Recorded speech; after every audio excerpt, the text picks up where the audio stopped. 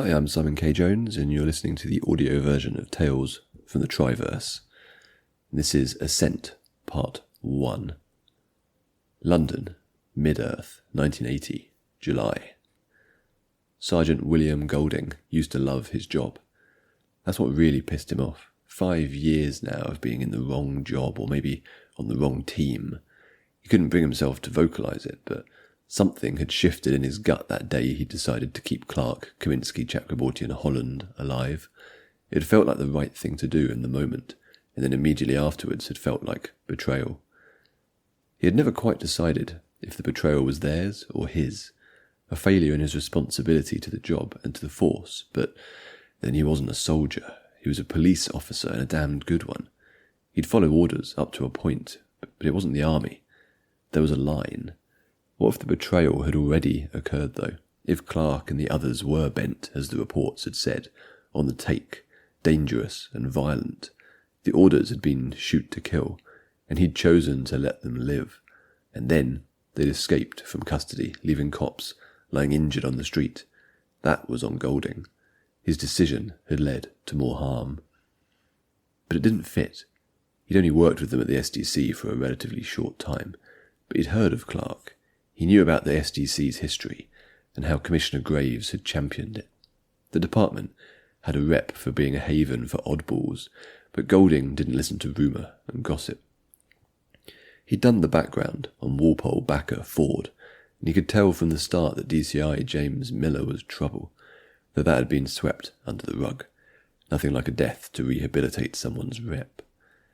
Holding the squad together hadn't been easy. Scarra had always been a wild dog, and Pensthorpe was far too political an animal for his liking. Jones was problematic in his own way. After the accidental shooting of the Koth, despite no charges being pressed, he'd spiralled, his behaviour becoming more extreme and erratic, his way of coping with what had happened. The SDC itself was changed beyond recognition, which had always been inevitable after most of its detectives jumped ship and ran off through the Max Earth portal. If anything, it was a paramilitary arm of the Met, trained specifically to counter Palanese threats. Drills covered how to take down a Koth or an Ainfa, weak points, threat calibration, tactical advantages. Notably, the SDC's remit no longer seemed to apply to Max Earth. The assumption seemed to be that it was mostly humans there, and they didn't cause trouble. Perhaps that had always been the assumption. The lift took him down the Joint Council Tower from the security office, from where the Overwatch program was monitored, and he stepped out into the expansive foyer. Everyone was on high alert, with protests across the river heading towards the palace, and a riot having kicked off in the Koth zone to the east. They were spread thin, even with the funding boosts, even with the recruitment drive. It was going to be a long day and night. The rest of the squad were waiting for him. Golding would have preferred to be out on the streets, keeping order, working to de-escalate, but they'd been ordered to hang back and guard the tower. There was another squad outside lined up on the steps. It wasn't that long ago that he'd been proud to be part of the SDC, excited to walk through the doors of the Joint Council every day. Increasingly, it was hard to remember what exactly they were supposed to be protecting. The rain filled the streets, turning gutters to rivers and pavements to slick, mirrored surfaces. Kaminsky's shoes were slippery, sliding about rather than gripping. It suitably matched his mental state.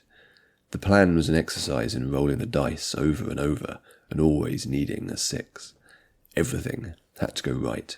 From instigating the protests to triggering the Koth riot, Lola and her rebel buddies had to launch their attack at precisely the right moment. And all of it hinged around their little gang of ex-cops and desk bureaucrats getting to the security office at the top of the Joint Council Tower and disabling the Overwatch systems that blanketed the city. While it was still active, there was no chance of Clark reaching Parliament, or of the Koth or the protesters surviving the day. They would be quashed, and then London would send reinforcements through the portal, and Lola's rebellion would be done. First, they had to get through the front doors. The Joint Council Tower loomed above, its top obscured by cloud and rain. Somewhere up there might even be Lord Hutchinson, one of the scumbags behind this whole thing. The thought that Hutchinson might be in custody within 24 hours was all that was keeping Kaminsky going. They had the tape from Justin, now transferred and backed up. Max Earth was in meltdown, after the attack on Addis and the subsequent destruction of the New Roads Orbital Museum. Matheson was dead, so that was one down. The stink of corruption was there for everyone to smell, which made evidence less important.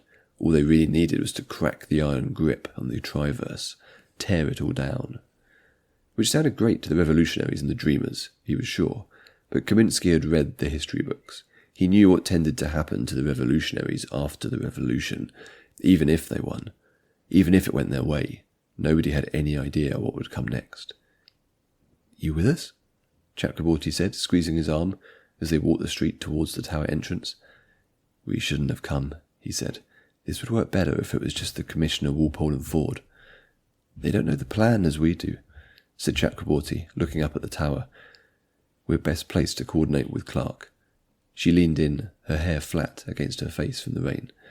"And besides, don't you want to be there to take down these bastards? To read Hutchinson his rights?" Graves turned to look back at them. "Let me do the talking. I'll get us in and to the lifts." He nodded to Walpole and Ford. "Then it's on you two to get us access to the security room." Standing to attention on the wide steps in front of the tower were 5 armed police officers, anonymous, helmeted, carrying shields. One of them held up a hand and signalled for them to stop. "Matthew Graves, MP for Norwich." Graves approached and held out his ID. The officer leaned closer, then peered at the rest of them. "Colleagues from the Met Police. You might know DCS Walpole. We're here to help coordinate efforts against the rioters. I've been sent by the Prime Minister." "I recognise you," the officer said and nodded in the direction of the entrance. "Go on in, but make sure you all sign in at the desk." The dice had come up as 6, their first of the night.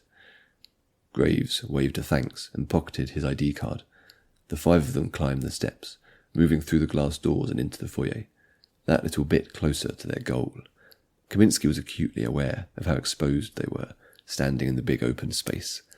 The reception desk was off to one side, while another squad of armed police guarded the banks of elevators. Their uniform was a little different, and it took Kaminsky a moment to recognise its familiarity. One of the armed officers stepped forwards, hand on his rifle. "That's far enough, gentlemen, thank you." The voice of Constable Philip Scarra. The dice had rolled a 1.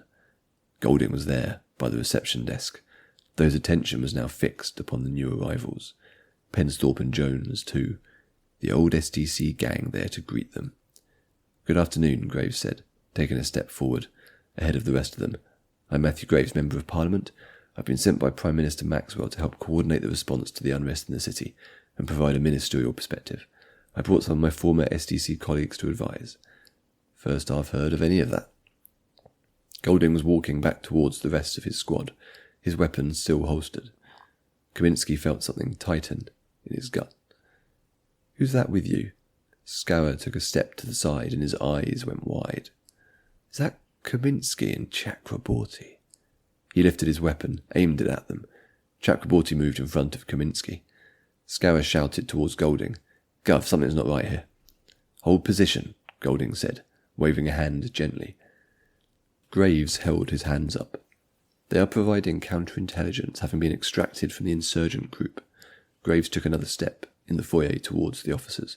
"I have the letter from number 10 if you want to check." He reached inside his suit jacket. Scarra's arms flinched, his barrel twitching, and a shot rang out in the foyer. A red mist popped from the back of Graves's head, then he crumpled to the floor.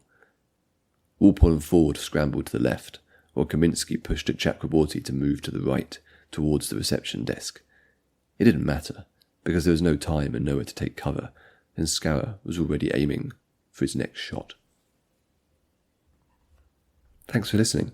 You can leave comments and find more chapters over at simonkjones.substack.com.